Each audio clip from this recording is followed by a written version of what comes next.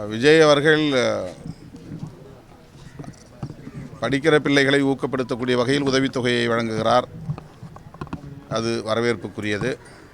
மற்றபடி பிள்ளைகளில் அவர் மீது கொண்டிருக்கிற அன்பு அல்லது அவர் பிள்ளைகள் மீது கொண்டிருக்கிற அன்பு என்கிற அடிப்படையில் மட்டுமே அதை பார்க்க வேண்டும் என்று நான் கருதுகிறேன். வேல்முருகன் அவர்கள் எந்த பின்னணியில் அந்த கருத்தை சொன்னார் என்பது எனக்கு புரியவில்லை. வருகிற ஜூன் 14ஆம்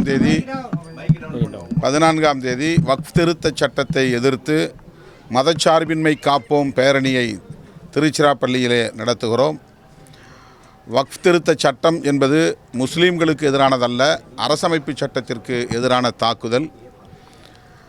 அதை நாட்டு மக்களுக்கு சொல்லவும், மதம் என்பது அரசுக்கானதல்ல மக்களுக்கானது என்பதை வலியுறுத்தவுமே இந்த பேரணியை விடுதலை சிறுத்தைகள் கட்சி ஒருங்கிணைக்கிறது. தமிழகம் தழுவிய அளவில்